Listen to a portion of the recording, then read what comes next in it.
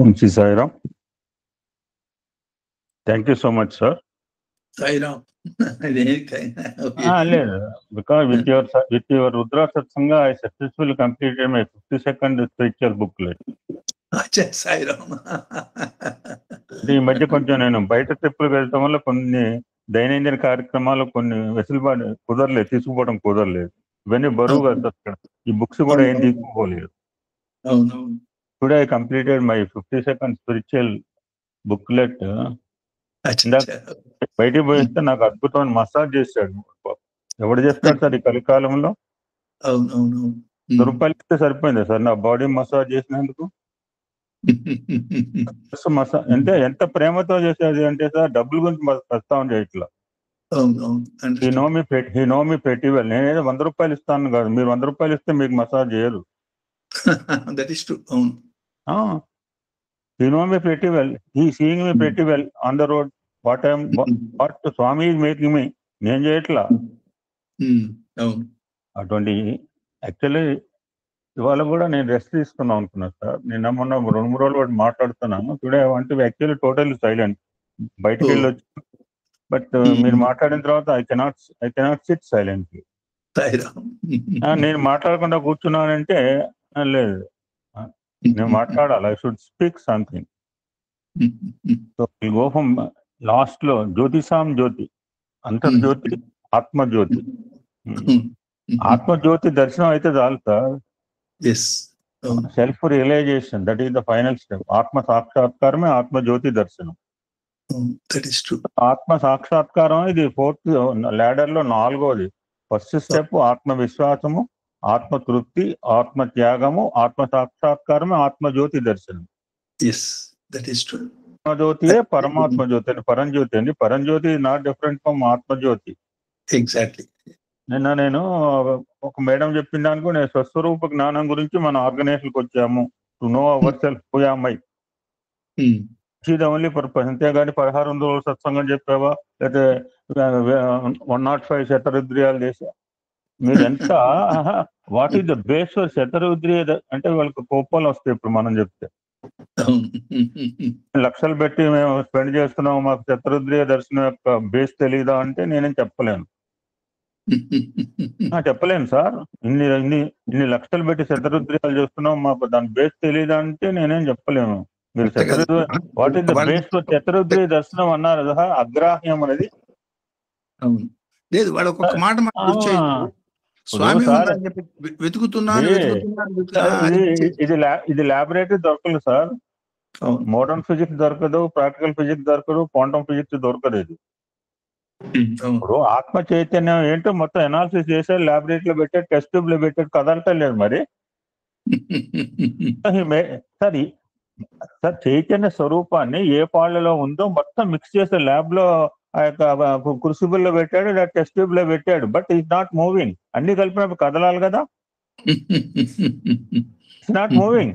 అంటే మీరు ఇందాక అన్నారు ఎన్నో దేశాల వాళ్ళు కొన్ని కోట్ల రూపాయలు డబ్బులు వెచ్చించి కొన్ని సంవత్సరాల కాలాన్ని సద్వినియోగం చేశారు, దుర్వినియోగం చేశారు, మనకు తెలియదు కానీ ఐ డోంట్ నో ఇట్. అంటే కాలస్వరూపుడు సత్యన్ పీరియడ్ 125 years యొక్క స్వామి యొక్క కృష్ణావతారం అవతారం. రాముడు 10,000 సంవత్సరాలు అన్నారు కానీ వి డోంట్ నో. కృష్ణావతారం అయితే నో ఇట్ 125 అని అంటుంటారు.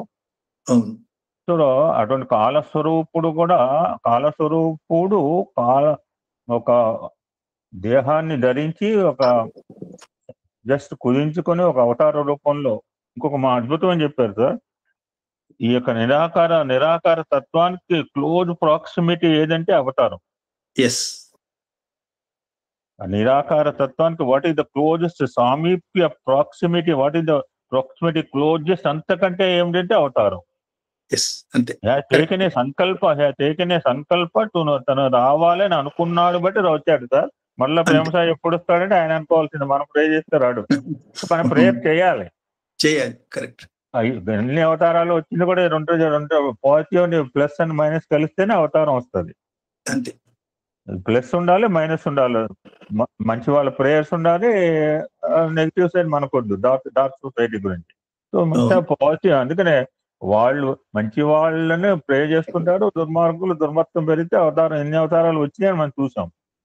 అవును అవతారం ఇక్కడ మానసిక సంరక్షణ, హృదయ హృదయ సంస్కరణ గురించి వచ్చారు. ఇక్కడ సంవరణ లేదు ఈ అవతారం. అవును కరెక్ట్. అటువంటి అవతారం వచ్చిన కాలాన్ని మనం ఇందాక మీరు అన్నగా నేను టక్కున రాసుకున్నాను. ఎంతకాలం ఉన్నారు స్వామి వివేకానంద? ఎంతకాలం ఉన్నారంటే ఆది శంకరాచార్య ఎంతకాలం ఉన్నారు? అవును ఆది శంకరాచార్యుడు రచించిన వాడు 3200 సంవత్సరాలు బతికినా రాయలేడు ఆ సాహిత్యాన్ని. బ్రహ్మదేవుడు కనుక కరుణించి 3200 సంవత్సరాలు 32 పక్కన 2 సున్నాలు పెట్టినా ఆయన రాసిన సాహిత్యాన్ని 32 సంవత్సరాలు అంటే ఎంతగానో ఎలా దీర్ఘ జీవనమా దివ్య జీవనం అంటే 100 సంవత్సరాలు ఇచ్చాడు భగవంతుడు. కాపాడుకోవాలి. అది వద్దనుకో. He has given a mechanism that suitable for 100 years. May be lungs శరీరంలో అవయవాలన్నీ కూడా మినిమం 100 years కి సరిపడే మెకానిజాన్ని సూటబుల్ గా ఫిక్స్ చేసి దేహంలో పెట్టేసి మనం పంపించాడు sir. So we have to live for 100 years. So అటువంటి అవతార తత్వము కూడా వచ్చినప్పుడు కాలానికి అనుగుణంగా అకార్డింగ్ టు ద దేశకాల మానవ పరిస్థితుల్లో అవతారం బిహేవ్ చేసుకుంటూ, సో ఆ కాలంలో చెప్పిన ప్రతిదీ కూడా మనం ఆణిముత్యంగా ఇప్పుడు సత్యసాయి అవతార వైభవం అని ఇప్పుడు ఎక్కడ జనరల్ గా ఎన్ని సత్సంగం గోయింగ్ ఆన్ సత్యసాయి ఎందుకంటే అంతకంటే ఆనందం ఏం కావాలి సార్? ఆయన అవతారంలో జరిగిన సంఘటనల్ని పునశ్చరణ చేసుకుంటూ ఉంటే, రివ్యూ చేసుకుంటే, రికలెక్ట్ చేసుకుంటుంటే అంతకంటే ఆనందం ఏమవుతుంది సార్? మానవుడు ఒక అవతార తత్వం గురించి మనం తెలుసుకోవడం అంతకంటే అదే భాగవతం. బాగా చెప్పారు సార్. ఇంకా ఇంకా అద్భుతంగా ఇప్పుడు ఓం నమ శివాయ అని ఒక చోట చెప్పారు, ఇక్కడ చెప్పలేదే మనకను. ఎందుకంటే ఒక జ్ఞాన సంపద వచ్చిన తర్వాత అంత సర్వము ఒకటి దేవుడు. మీరు అన్నారు అతని పరిస్థితుల్లో దేవుడు ఉన్నాడు అని మాత్రం చెప్పారు సార్, అతని స్టేట్ బట్టి. ఎగ్జాక్ట్లీ. ఇంకోటికి ఓం నమో నారాయణ చెప్పించు, ఒకరికి ఓం నమ శివాయ, ఓం నమో according to their mental state and వాళ్ళ ఉన్న స్థితిలో, నాకు మానసిక స్థితిలో బట్టి ఆధ్యాత్మిక స్థితిలో ఏ మెట్టులో ఉన్నారో వాళ్ళకి తగ్గట్టుగా ఒక్కొక్కరు ఒక్కొక్క మంత్రాన్ని ఒక్కొక్క మందుని భగవంతుడు అనుగ్రహిస్తుంటాడు సార్. ఎగ్జాక్ట్లీ. మందులు వేరైనా మంత్రాలు వేరైనా లోపల అంతర్లీనంగా ఉన్న సమదర్శనాన్ని వీ హావ్ టు అండర్స్టాండ్. ఇచ్చిన వాడు ఒకడే కదా. ఒకటి పారాసిటమాల్ కావచ్చు, లేకపోతే ఇంకా డైజన్ కావచ్చు. ఇచ్చిన వాడు డాక్టర్ ఒకడే కదా. The prescriber is one. Prescription may be different. So మనం అంతగా వ్యత్యాసాలు చూడకుండా మీరు చాలా అద్భుతంగా చెప్పారు. ఎంతసేపు మనం డిఫరెన్సెస్ యొక్క విభాగాలు దాని గురించి ఒకటిని 10 చేయడం, 10 ఒకటేను. ఆ సమతత్వం సమదర్శనం అన్న మాట అద్భుతం సార్. అది అటువంటి సమదర్శనాన్ని ఏర్పరచుకుంటే అటువంటి అగ్రహ స్థితికి ప్రతి వాళ్ళు వెళ్ళొచ్చు. మీరు ఎవరు లిమిటేషన్ చెప్పాలి. Anybody can attain this beauty if you have సంపూర్ణ శరణాగత తత్వంతో కనుక నువ్వు total surrender, just like Prahlada కనుక సరెండర్ అవుతే ఇక ఈ యొక్క జ్ఞానజ్యోతి కావచ్చు, యోగ సాధన కావచ్చు, ఇంకే తత్వానికి కానీ అర్థం కాని తత్వం, అగ్రహ తత్వం శరణాగత తత్వంతో పొందవచ్చు. అదే ఆ సిద్ధాంతం ఉంది. Correct. Anybody can attain that beauty sir. ఇప్పుడు చాలా మంది ఇప్పుడు వామన అవతారం బలిచక్రవర్తిని పనిష్ చేయడానికి వచ్చినారు. అలా చెప్పకూడదు. స్వామి చెప్తుంటారు to bless Balichakravarti that Vamana avatara came, not to punish him. ఇప్పుడు పనిష్ చేసిన వాడైతే మనం మంచిగా ఏం చెప్పుకుంటాము? బలిచక్రవర్తి టెలింగ్ హిమ్ పాజిటివ్ ఎక్కడ పెట్టాలి నన్ను ఎత్తాను. మూడోది ఏంటంటే అహంకారం. ఎప్పుడైతే నేను అనేది నేనే నేను అనేది కామన్. నేను ఎవ్రీబడి ఇక్కడ ఉన్న 48 మంది నేనే. మనలో అంతర్గతంగా ఉన్న తత్వం నేను తత్వం కామన్. నేనుగా ఉంటే పర్లేదు. ఆ నేనుకు కనుక ఆకారం వస్తే ఆ ఆకారం మీద శిరస్సు పెట్టమని మూడో అంటే ఎంత ఇంకో మాట చెప్పారు. ద మైక్రో ఉన్న వాటిలో సూక్ష్మ భూమి అన్నారు మీరు. అంటే ఫస్ట్ పాదం ఎక్కడ పెట్టాడు? భూమి మీద పెట్టాడంటే అన్నిటికంటే చిన్నది, మైక్రోస్కోపిక్. అత్యంత సూక్ష్మాతి సూక్ష్మ ఏ విధంగా అయితే ఇంతకంటే చిన్నది అని మనం కట్ చేసుకుంటూ పోతే చివరికి మైక్రోస్కోపిక్, అత్యంత సూక్ష్మాతి సూక్ష్మమైనది. దట్ ఈజ్ మైక్రోస్కోపిక్ సిద్ధాంతం. అలాగే భోగతత్వం వస్తే ఇంతేనా అంటే ఇంతకంటే ఇంతకంటే ఇంతకంటే బ్యూటీ, ఇంతకంటే భగవంతుడు అన్న ఇంతకంటే అందంగా ఉంటాడండి, ఇంతకంటే 100 సార్లు 1000 లక్షలు అటేమో అలా పెట్టుకోవాలి, ఇంతకంటే చిన్నదండి, ఇంతకంటే దాన్ని ఏం చేయలేకపోం. దట్స్ కాల్డ్ అణు సిద్ధాంతం, కణ సిద్ధాంతం. ఆ పేరు చెప్పారు మీరు, ఆయన పేరు మీదే వచ్చింది. అవును, కణాదుడు. కణాది చూడండి, ఎంత that's microscopic part. Microscopic part లో ఉన్నది, మహత్తులో ఉన్నది కూడా తత్వం, మూలతత్వం ఒకటే. ఎస్. ఇప్పుడు ఆ ప్రపంచాన్ని ఆయన కడుపులోంచి బయటికి పంపించాడు, వమనం చేశాడు. తనలో ఇప్పుడు వినాయకుడు పెద్ద బొత్త అంటే సమస్త విశ్వం కడుపులో అంతలావు, అంతే అన్ని తింటాడా, అన్ని ఉండ్రాలు తిన్నాడు అంతలావు. బాహ్యంగా ఆలోచించేది అంటే సమస్త విశ్వము ఆయనలో ఉండబట్టి ఆయనకు అంతలా ఉంది. అది మొత్తం విశ్వం పెట్టుకుంటే అంతలా ఉంది. ఎంతలావు మనం ఎవరు చూడలేదు. ఇంత వినాయకుడు అని 76 ఇంత యాక్చువల్ గా వినాయకుడికి ఎంత ఉందో ఎవరు తెలుసు అండి మనకి. It may be microscopic also. అంతే కదా సార్, ఆయన మైక్రోస్కోపిక్ లో మైక్రోస్కోపిక్ దాచిపెట్టుకోవచ్చు. అంటే అందులో అంతరార్థం కూడా ఇప్పుడు ఇంత పొట్ట వేస్తారు సార్, ఇంత పొట్ట వేస్తారు, ఆయన పంతిని పొట్టక్కర్లేదు. He stomach may be microscopic, but he can occupy entire microscopic, microscopic stomach లో ఇమిడ్చుకోవచ్చు కూడా. అటువంటి కూడా మనం ఇంకొకటి అంటే భావనలో ఉంది. ఇక్కడికి వస్తే ఏముంది అంటే బాగుపడే అవకాశం ఉంది అని భావంతో వస్తున్నారు ఇక్కడికి. ఆ భావన లేని వాళ్ళు రాలేకపోతున్నారు ఇక్కడికి. సో మీరన్నా చూసా, భగవంతుడు దొరికేది కేవలం భావనకే సార్. మిగిలిన కాళ్ళు పట్టుకుంటే కాదు, ఇంకెక్కడ పట్టుకుంటే కాదు. Must feel him. ఎందుకంటే దొరకదు సార్. ఎందుకంటే విరాట్ స్వరూపం మన ఊహకేమంటుంది, సామాన్య విగ్రహాన్ని మనం cannot keep in our mind. ఎందుకంటే అనుక్షణము చంచలం, అనుక్షణము మాయలో పెద్ద పెద్దవాళ్ళ మాయలో పడే యశోదాదేవి మాడిపోయి నారదులు అంటే వాళ్ళు పడ్డారు, మనం పడాలని కూడా మీరు మళ్ళా చెప్పారు. వాడు పడ్డా మనం పడక్కర్లేదు మంచిగా ఉంటే. అదే ఆయన పడేస్తుంటాడు, వీళ్ళు మాయలో ఉంటాడా, బయట కమ్అవుట్ ఉంటాడా, బయటకు వస్తాడా, ప్రయత్నం చేస్తాడా. అద్భుతం సార్, అద్భుతం. ఏ సత్సంగం ఆ సత్సంగం అండి. ఇప్పుడు ఎంత అన్నారు మీరు, అన్నారు 1/4 లోంచి వచ్చింది కేవలము ఆయన మహత్తులోంచి 1/4. ఇప్పుడు మా స్వామి ఒక సందర్భంలో ఉన్న, ఇప్పుడే నాకు shine with my full glory cannot అన్నారు స్వామి ఒక సందర్భంలో. ఈ కాస్త చూసే ఎప్పుడో లాంగ్ బ్యాక్, ఈ కాస్త చూసే వీళ్ళు తన్మయం చెందుతున్నారే అసలు. నేను ఇంకో మాట చెప్పారు, why should I think about my miracles are 1/4, remaining మహతి 3/4. Why should think about the remaining 3/4. Why should my think ఈ మిరకిల్సా ఇవి అవునా కాదు. నిన్న ఒక అద్భుతం ఒక ప్రశ్న ఇస్తే సమానం చెప్పాడు సత్యం సుందర్లు. దాని గురించి నువ్వు ఎందుకు 1/4, దర్ ఇస్ 3/4 ఇస్ ఆ పక్కన ఇంకో సైడ్ 3/4 ఉంది. You should think about his glory, beauty. దాన్ని వదిలేసి ఈయన విభూతిస్తాడు, కుంకుమ ఇస్తాడు, ఉంగరాలు ఇచ్చాడు, బొంగరాలు, ఇవన్నీ వయసు సున్నాండి.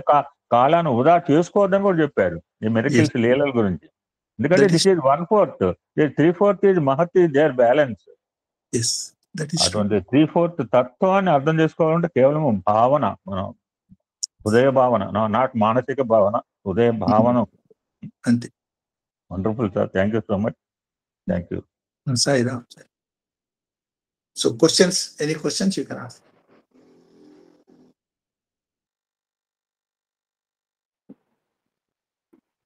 Sri Sairam.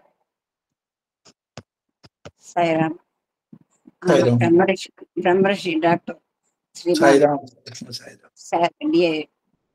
బిఎస్ శాస్త్రి గారికి హృదయపూర్వక నమస్కారాలండి మా అందరి తరఫున. అదేవిధంగా మా సోదరు దంపతులు కూడా హృదయపూర్వక నమస్కారాలు. ఇవాళ మీరు చెప్పిన సబ్జెక్టు చాలా చక్కగా ఉంది సార్. మన ఈ దేహాన్ని కూడా అలాగే కదా, ఏది వచ్చినా మైక్రోస్కోపిక్ సెల్లే కదా సాయిరామ్. ఈ మీరు ఇవాళ అశ్వవామన అంటే అణోరణీయాన్ మహితో మహ్య అది తెలియజేశారు. ఈ విశ్వం అంతా కూడా శివస్వరూపమే. దీపము వెలుగు ఏ విధంగానో ఆ విధంగానే అని చెప్పి ఈ వామనాయచ అని చెప్తూ వర్షించే రుద్రుడు అని చెప్పారు సార్. 5-7 మంత్రాల గురించి కూడా మరొకసారి తెలియజేశారు. అవి తర్వాత త్రిమూర్తి తత్వం, త్రిగుణాత్మకం నుంచి అంటే చెడులను చూడకుండా ఉంటే ఆత్మతత్వం వైపు లోపలికి ప్రయాణం చేస్తే మనం సమదర్శనం చేయగలుగుతాం. చెడు వైపు పోకుండా ఉంటే అంటే బాహ్య విషయాలకు పోకుండా ఉంటే అంతేనా సార్? అంతే అంతే అంతే అంటే అంతే బాహ్యంలో దాని మంచి చెడు ఉంటాయి, అది దాటిపోతేనే సమదర్శనం. చెడు మంచి దాటిపోవాలి. ఉమ్. దీనికి మీరు ఉదాహరణగా ధృతరాష్ట్రుడి గురించి చెప్పారు.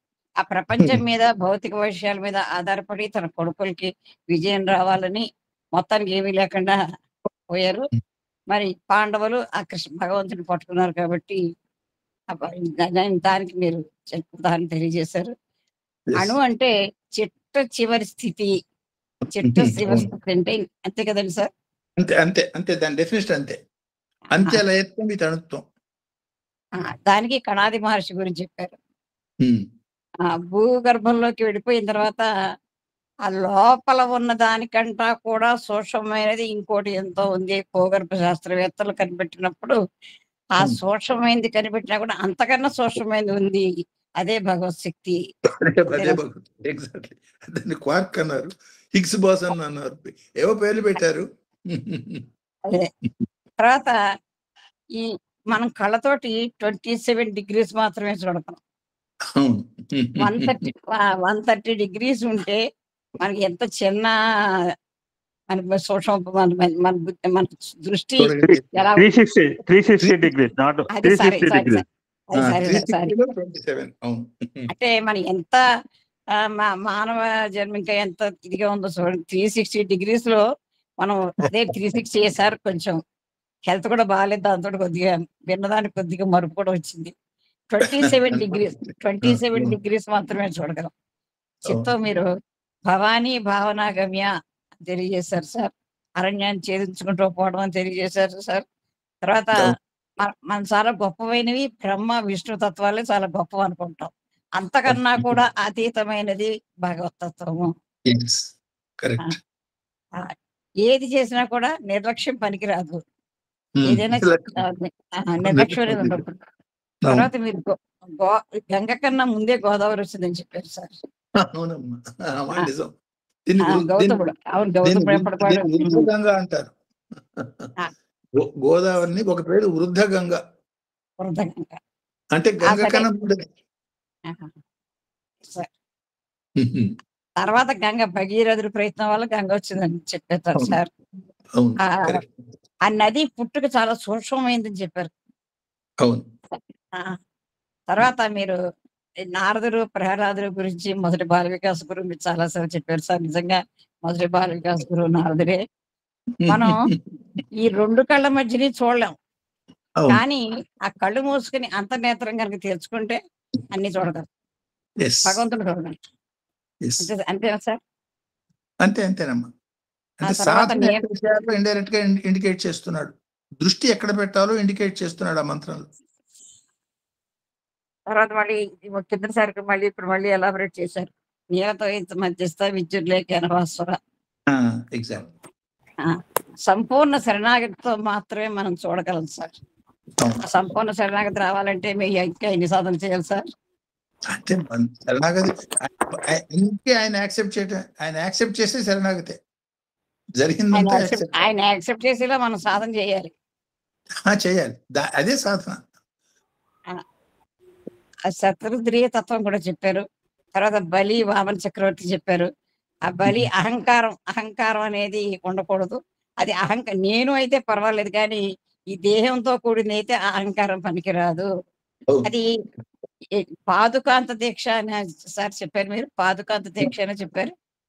పాదుకాంత దీక్ష అంటే చిట్ట చివరి తురియ దీక్షని పాదుకాంత దీక్ష అంటారు. అంటే ఈ మంత్ర ఉపాసన వాటిల్లో హయ్యెస్ట్ అది మామూలుగా మంత్ర దీక్ష ఇచ్చిన తర్వాత తనే గురువుకి తనకి తేడా లేదు అన్న స్థితి వచ్చినప్పుడు గురువు తన కాలు తీసుకుపోయి శిష్యుడి నెత్తి మీద పెడతాడు. ఇండైరెక్ట్ గా భగవంతుడు ఆయనకి ఇచ్చింది పాదుకా దీక్ష అనొచ్చు. అంటే ఆ తర్వాత తన దగ్గర తీసుకుపోయినాడు. సో అంటే శరణాగతి ఎప్పుడైతే అహంకారాన్ని పోగొట్టుకున్నవాడు ఏది పొందుతాడో ఇండైరెక్ట్ గా బలి చక్రవర్తి ద్వారా మనకి ఇండికేట్ చేస్తున్నాడు. అహంకారాన్ని పోగొట్టుకుంటే మనం ఏం పోగొట్టుకోము, హయ్యెస్ట్ అహంకారానికి ఆది అయినటువంటి భగవంతుడిని పొందుతాము అంటే గింజ నేలలో పడ్డప్పుడు గింజ చచ్చిపోయింది అనుకోవటం కాదు, ఆ గింజలోంచి సంపూర్ణమైన వృక్షం వచ్చి లక్షలు కోట్ల గింజలు ఇవ్వగలిగే స్థితిలో ఉంటుంది. అట్లా అన్వయం చెప్పుకోవచ్చు. వామన వామదేవతత్వం. వమనం అంటే బయటకు వదలడు. ఎంత పొట్టిగా వచ్చాడు ఆ వామనమూర్తి, 3 అంగుళాలు వచ్చాడు. మరి అవును. ఎంత మొత్తం విశ్వం అంతా ఆక్రమించేశాడు. అంటే వమనము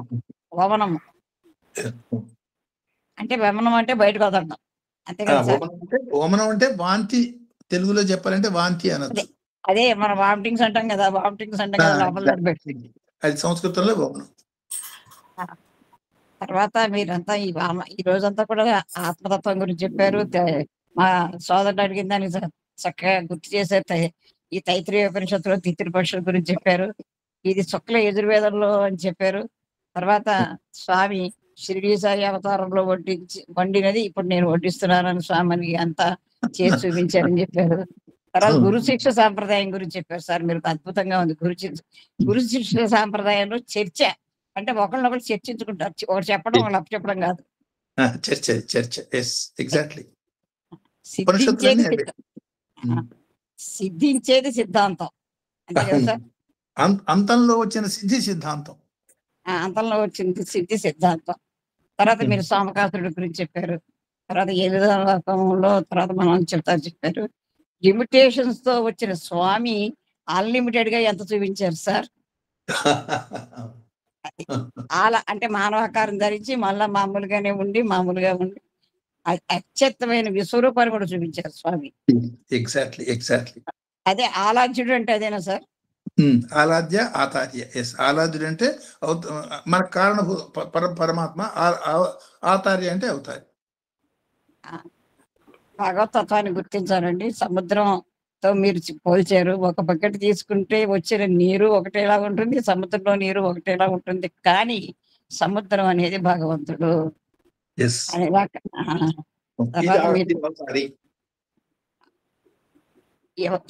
ఈ భావంతో పట్టుకోవాలండి. ఏ భావాన్ని కూడా తేలిగ్గా చూడకూడదు.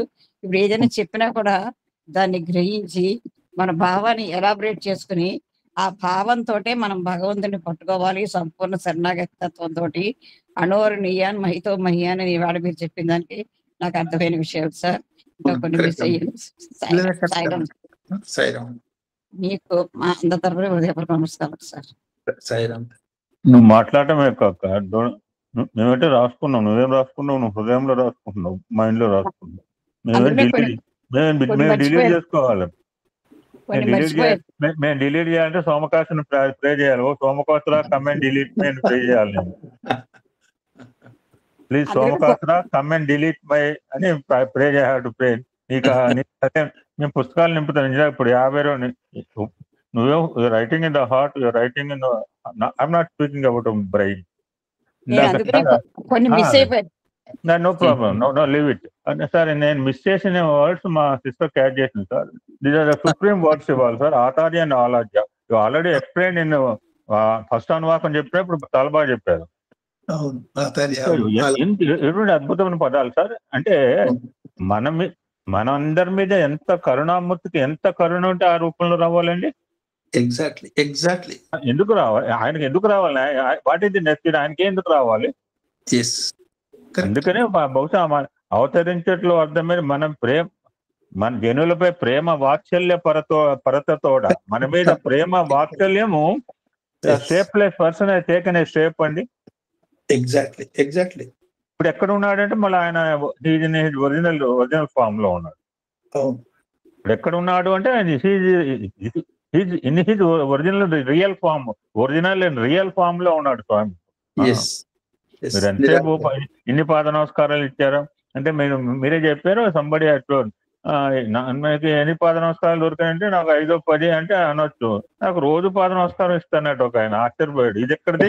నేను పక్కనే ఉంటాను, నీ వెనకాల తిరుగుతుంటా రోజు. నాకంటే నాకు జేబులో స్వామి ఫోటో, పాదుకల ఫోటో ఉంది. నాకు కావాల్సినప్పుడు రోజు 100 సార్లు దండం పెట్టాలి. ఆ భావన కావాలి. మీరు ఇందాక మళ్ళీ భావన అది. ఈ వెనకాల ఉన్నోడేమో సరే ఈ వెనకాల ఫాలో అవుతున్నాడు, పిల్లి కొనలాగా వస్తున్నాడు, ఎప్పుడైనా మెర్చీతో ఫిజికల్ 10 నమస్కారాలు లిమిటెడ్ కౌంట్ మీద ఫింగర్ టిప్స్ మీద తను అనుక్షణం ఎప్పుడు చూడాలన్నా అప్పుడు జేబులోంచి ఫోటో తీసుకోవడము, నమస్కారం చేసుకోవడం, అనుభూతి చెందటం అనమాట. పాద నమస్కారం, స్వామి పాద నమస్కారం అంటే భగవంతుని ఎక్కడ పెట్టుకోవాలంటే పాదకులు హృదయంలో పెట్టుకోవాలంటే ఆయన ఎగ్జాంపుల్ మనకు. నిజం sir, inner view. Yes, fantastic. సైరం సార్, ఒక్క విషయం షేర్ చేసుకుంటాను సార్. నన్ను 10 సంతకాలు పెట్టమన్నారు సార్. 10 సంతకాలు పెట్టడానికి బ్రహ్మ ప్రయత్నం అయిపోయింది, నాకు సంతకం పెట్టలేకపోయాను. అటువంటిది ఈ వేదిక మీద ఇక్కడ వినేవన్నీ శ్రద్ధగా వింటుంటే స్వామి నాకు మెమరీ పెంచారు సార్, గ్రాస్పింగ్ పవర్ పెంచారు. ఆటోమేటిక్ గా జరుగుతుందమ్మా అది. అది కాక ఇంకా నేను సంతకాలు అడిగేది ఎవరు? ఇంకా సంతకాలు పెడుతున్నారు, సరిపోయే వరకు అడుగుతారు. ఇంకేం సంతకాలు పెట్టి ఎన్ని సంతకాలు పెట్టుంటావు నీ యొక్క డాక్టర్. నేను ఇంకా నేను సంతకాలు అడిగేవాడు. I know her physical state sir. మా సోదరి మన దగ్గరికి వెళ్ళి దర్శించుకున్నాను సార్. మా సోదరి మని దర్శనం చూడటం లేదు సార్. మా సోదరి మణిని దర్శించుకుని వచ్చిన నేను. కాదు సార్, మనం బతుకున్నామా లేదా అని ఒకసారి సంతకం పెట్టాలి కదా సార్. అదే ఓకే, అగ్రీడ్. తప్పదు, సంవత్సరం పెట్టాలి. మేము కూడా పెట్టొచ్చు, మనం కూడా పెట్టాలి కదా సార్. నాకు ఇప్పుడు గుర్తుకొస్తాను sir, I worked as welfare officer clerk. Mines లో వెల్ఫేర్ ఆఫీసర్ ఉంటారు కదా సార్, వెల్ఫేర్ ఆఫీసర్ క్లర్క్ పని ఇదేగా, మీకు తెలియదే ఉంది. దాంట్లో there is one form that's called schedule C sir. అంటే నేను బతుకున్నాను అంటే ఇప్పుడంటే ఇప్పుడు లైఫ్ సర్టిఫికేట్ ఇస్తున్నాము. ఆ పూర్వకాలంలో షెడ్యూల్ సి అని ఒక ప్రింటెడ్ ప్రొఫార్మా ఉండేది sir. Schedule to be submitted అంటే బతుకున్నా. థ్యాంక్ యూ అక్క, థ్యాంక్ యూ సో మచ్. ఇంకెవరన్నా మాట్లాడతారా? సార్ ఒక్క నిమిషము. తప్పకుండా సార్, మీరు మాట్లాడబోదు మాకు అసంపూర్ణమే. మన సమదృష్టి అనేటువంటి పదానికి సాధనకి అత్యంతగా ముఖ్యమైనటువంటి మెట్టు ఫస్ట్ మన జనరల్ గా మనిషి అనగానే గుడ్ ఆర్ బ్యాడ్ క్యారెక్టర్స్ తోనే మన దృష్టి వెళ్ళిపోతుంది ముందుగా. అలా కాకుండా ఆ లక్షణాలతో చూడకుండా మనిషిని అతను కూడా ఒక భగవత్ స్వరూపము, ఆత్మస్వరూపం అనేటువంటి దాన్ని అలవాటు చేసుకుంటే బాగుంటుంది. ఇది వాక్యపరంగా. ఇది ప్రాక్టికల్ గా స్వామి జైల్లో సంవత్సరానికి ఒకసారి వెళ్ళి ప్రార్థనలు జరిపి వాళ్ళతోటి ఉండమన్నారు కొద్దిసేపు. అది మనం మన సంక్రాంతి పండుగ రోజున పెట్టుకున్నామండి జనరల్ గా. ఆ మొట్టమొదటిగా నేను కన్వీనర్ గా సేవలోకి వచ్చినప్పుడు ఇదేంటి వాళ్ళ దగ్గరికి వెళ్ళి ఏం చూస్తాం, వాళ్ళ మీద మన దృష్టి అంతా కూడా వ్యతిరేకంగా ఉంటుంది, వాళ్ళతో ఏం మాట్లాడతాం, మనం ఏం చెబుతాం, వాళ్ళు ఎంత క్రూరత్వంగా ఉంటారు, ఇలా ఉద్దేశాలతోటి ఆ లోపలికి ప్రవేశించడానికి వెళితే అసలు మనం లోపలికి వెళ్ళటానికే ముందు పర్మిషన్ మనల్ని మన ఫోన్లు కూడా బయట పెట్టించి వాళ్ళ దగ్గర పెట్టించి లోపలికి వెళ్ళనిస్తారు మనల్ని. వాళ్ళు మనల్ని కూడా అంత జాగ్రత్తగా పంపిస్తారండి. అప్పుడు ఈ సమదృష్టి అనేది అక్కడికి వెళ్ళిన తర్వాత అండి వాళ్ళతో ముచ్చటిస్తుంటే, ఓ స్వామి ఎందుకు పంపించారా మనల్ని, వాళ్ళు మారుతారో లేదో తెలియదు కానీ మనం మారుతాం అనేది మాత్రం నాకు అర్థమైంది సార్. అందులో స్వామి చేసిన పనులన్నీ మనం మారేదానికి. ఎంత తప్పు ఆలోచనతో వచ్చాం మనం ఇక్కడికి. వాళ్ళు నిజంగా అసలు స్వామి పటం పెట్టుకున్నాం, భజన చేసాం, 4 మాట్లాడుకున్నాం, అంత శ్రద్ధగా వాళ్ళు వింటారని నేను అసలు కల్లో కూడా ఊహించలేదు. ఆ తర్వాత అలాగ వెళుతూ ఉంటే అక్కడ ఈ సమదృష్టి అనే దాన్ని మనం దొంగల్ని మనం అనవసరం, వాళ్ళల్లో కూడా భగవంతుడు ఉన్నాడు అని మనం అలవాటు చేసుకోవడానికి కనుక చేస్తే అది మొట్టమొదటి మనం ఎక్కినట్లప్పుడు మనం విశాల దృష్టితోటి సమదృష్టి అలవాటు అవడానికి మొట్టమొదటి మెట్టు చక్కగా అది అవసరం అండి. మొట్టమొదటి అది ఎక్కితే మాత్రం మనలో ఉన్నటువంటి ఈ ద్వేష భావము, ద్వంద్వ భావములు తగ్గటానికి ఖచ్చితంగా అవకాశం ఉంటుంది. కాబట్టి దాన్ని ప్రతి ఒక్కళ్ళు కూడా మనం అలవాటు చేసుకోవాలి. రెండోదేమో కన్నుల ఎగ్జాంపుల్లో చూసేగలిగింది తక్కువ, చూడంది ఎక్కువ. అలాగే మనకు తెలిసింది తక్కువ, తెలవనది ఎక్కువ అనుకున్నప్పుడు ఎక్కువ తెలుసుకోవడానికి ప్రయత్నం చేస్తాం సాయిరాం. దాని వలన మనం లాభమే పొందుతాము. అందుకే రెండు చెవులు ఒక నోరు అన్నట్లుగా మరి ఎంత ఎక్కువ వినగలిగితే అంత మన మనసులో మార్పు అనేది తప్పనిసరిగా మనకి చోటు చేసుకుంటుంది. అట్లాగే అంతర్దృష్టి అలవాటు అవుతుంది. బాహ్య దృష్టి బ్రహ్మ సృష్టి వైపు వెళ్తుంటే బాహ్య దృష్టి వైపు పరిగెడుతూ ఉంటాం. అంతర్ముఖ దృష్టిగా ఉంటే విష్ణువు అన్నారు. ఇది చక్కగా ఉంది. తర్వాత నది పుట్టుక ఋషి పుట్టుకలు. నది పుట్టుక ఎంతండి, ఒక చిన్న దారిలాగా ఉంటుందని చెప్తారు మహాబలేశ్వరంలోను, అక్కడ గోదావరి పుట్టిన చోట, కృష్ణ పుట్టిన చోట. అలాగని అది అంత చిన్నదే మనం అర్థం చేసుకోవడానికి. అలాగే ఋషి పుట్టుక వాల్మీకి, ఎంతమంది మహర్షులు ఇలా ఉన్నారు అంటే దాన్ని బట్టి మనం అర్థం చేసుకోవాల్సింది ఏంటంటే వాళ్ళ పుట్టుకలు గురించి కాదు మనం ఆలోచించవలసింది, వాళ్ళ విశాలత్వాన్ని, వాళ్ళ ఉపయోగాన్ని, వాళ్ళు మన నేర్పినటువంటి దాని వైపు మన దృష్టిని ఇది చేయాలి తప్ప అలా ఆలోచించకూడదు. కాబట్టి ఋషి పుట్టుక నది పుట్టుక మంచి ఇది ఇచ్చారండి. కాబట్టి తెలుసుకోవాల్సింది ఎక్కువ ఉంది. తర్వాత మనలోనే ఉండి మనస్తాపానికి కారణమైన ఆత్మను మనకి ఇక ఆత్మను మనం ఇలా తిరగడానికి, బ్రతకడానికి, ఆలోచించడానికి, పరమైన బ్రతకడానికి ఉన్నటువంటి మూలం ఆత్మను చూడలేకపోతున్నాము. దాన్ని చూడాలంటే బాహ్య దృష్టిని తగ్గించుకుంటే చూడగలుగుతాము అని చెప్పి అన్నారండి. అట్లాగే దేన్ని తక్కువ అంచనా వేయకూడదు, అతి ముఖ్యమైనటువంటిది అని మన ఇద్దరం కూడా దేని అంచనా వేయకూడదు. దేన్ని కూడా తక్కువగా అంచనా వేయకూడదు. ప్రతి దాంట్లో ఏదో ఒక మహత్యం ఉన్నది. తెలుసుకోగలిగితే తెలుసుకుంటాం, లేకపోతే మాత్రం తక్కువగా మాత్రం అంచనా వేయకూడదు అనేది చెప్పారండి. చాలా చక్కటి చెప్పారు. సంతోషం. సాయిరాం అందరికీ. సాయిరాం శాస్త్రి గారు, వారంతా కర్మ బ్రాహ్మణుడు కదా, వాల్మీకి వారంతా వాళ్ళే అసలు నిజమైన బ్రాహ్మణులు వాళ్ళే. కర్మ బ్రాహ్మణుడు, జన్మ బ్రాహ్మణులు కాదన్నమాట, కర్మ బ్రాహ్మణులు. అందుకనే పుట్టు శాస్త్రే పెట్టు శాస్త్రే అని అంటారు. మేము కూడా సార్ ఇదివరకు అనేవాళ్ళం కాదు. ఇప్పుడు ఏదైనా ఒక వర్డ్ వచ్చినప్పుడు we're not telling about both. ఎందుకంటే అదే అవగాహనకు వచ్చింది. బర్త్ బేస్ గా మనం గొప్ప, ఎవరు గొప్ప కాదు. ఇప్పుడు మీరు రుద్రం చెప్పిన ఎవరు గొప్ప కాదు. Everybody sir, anybody can attain that beauty. అంతర్లీనంగా ఉన్న అంతర్మయ జ్యోతి తత్వం ఎప్పుడంటే ఎప్పుడైనా ఎనీబడి కెన్ అటైన్ ఇట్. అది దట్ ఈస్ ద బేస్. అది సాయిరాం శాస్త్రి గారు నమస్కారం. నాకు శరణాగతుడు కమ్ము అని స్వామి ఒక సందర్భంలో సంపూర్ణ శరణాగతి చెప్పారు. 3 నిమిషాలు ఇది స్వామి చెప్పింది వినిపించమని చెప్పమంటారు ఒకసారి? నాకు శరణాగతుడు కమ్ము, ఎందుకు ఆందోళన?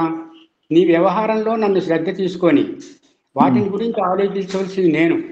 నీవు నాకు సర్వస్వ శరణాగతి కావడం తప్ప నేను దేనికి ఎదురు చూడటం లేదు. నీవు నాకు సర్వస్వ శరణాగతి ఎలా కావాలో తెలుసుకున్న తర్వాత నేను నీ వ్యవహారంలో జోక్యం చేసుకుంటాను. అప్పుడు నువ్వు దేవుని గురించి భయపడవలసిన అవసరం ఉండదు. నీ బాధలకు భయాలకు వీడ్కోలు చెప్పవచ్చు. అయితే నీ ప్రవర్తన నన్ను నమ్మనట్లుగా ఉంది. అలా కాకుండా నన్ను నువ్వు పూర్తిగా గుడ్డిగా నమ్ము. నీవు నాకు శరణాగతుడు కావడం అంటే నీ కష్టాల నుండి, సమస్యల నుండి, నీ దుఃఖాల నుండి, నీ ఆలోచనలు అన్నీ నిన్ను వదిలిపోవడం. వాటన్నిటినీ నా చేతుల్లో పెట్టి ఇలా ప్రార్థించు. ప్రభు, నా భారమంతా నీవు స్వీకరించినందుకు కృతజ్ఞుడును. నాకు ఏది మంచిదో అది నీవు చేయగలవు. జ్ఞాపకం ఉంచుకో, నీవు మరలా వాటిని గురించి ఆలోచించడం ప్రారంభించినా, నీ బాధలు త్వరగా తీరిపోలేదని భావించినా నీవు నాకు శరణాగతుడు అయినట్లు కాదు. నీపై నాకు గల ప్రేమ నీకు నమ్మకం లేనట్లేనని, నీ జీవితాన్ని నా అధీనంలో ఉంచడానికి నీవు అంగీకరించడం లేదని తెలుసుకో. జీవితం ఎలా ముగుస్తుందో, ఎలా జరుగుతుందో అని నీవు ఎప్పుడూ ఆలోచించవద్దు. ఒకవేళ నీవు అలా ఆలోచించితే నన్ను నమ్మనట్లే. అసలు నీ భారము నన్ను వహించమంటావా లేదా? నీ భారము నన్ను వహించమంటే నీవు దేనిని గురించి ఆతృతి చెందరాదు. నీవు నాకు పూర్తిగా అర్పణ గావించుకున్నప్పుడే నేను మార్గదర్శుడిగా ఉంటాను. అప్పుడు నీ ఊహించిన దానికంటే ఒక ప్రత్యేక మార్గంలో నిన్ను నడిపిస్తూ నా చేతులతో మోస్తాను.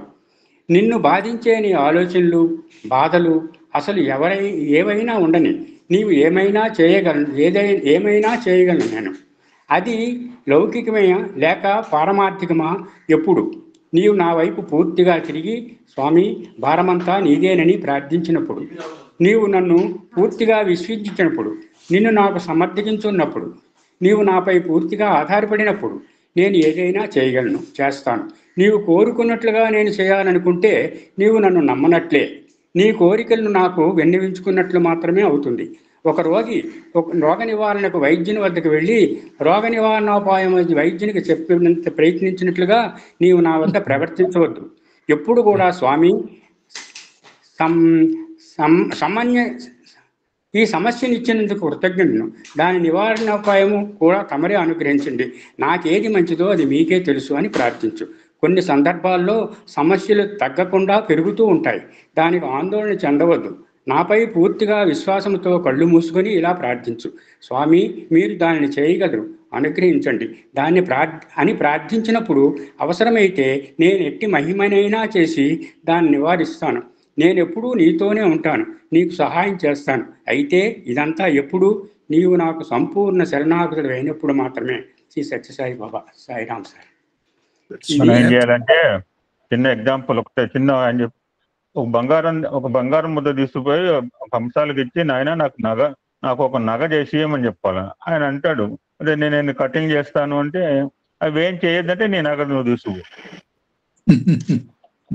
అవేం చేయదు అంతే. This is simple logic sir. బంగారం ఇచ్చేయాలి, నాకు నగ కావాలి. This is must have total బంగారానికి నొప్పి కలగకూడదు. సాయిరామ్. సాయిరామ్ శాస్త్రి గారు, సాయిరామ్. మీరు చెప్పే విషయాలు అడుగడుగున ఎంతో మనస్సుకు హత్తుకొని ప్రతి మాట కూడా క్షుణ్ణంగా అర్థమవుతున్నాయండి. ఒక్కటి నాకు అనిపిస్తుంది, అంతర్ముఖ ధ్యానము అనేది ఈ ఆజ్ఞాచక్రంలో జ్యోతి వెలుగుతుంటుంది అని ఏమండి, ధ్యానం చేయటం ఉత్తమోత్తమం. ఆజ్ఞాచక్రంలో ధ్యానం చేయటం అది 6వ చక్రం. 6 దాటితే భగవంతుడే.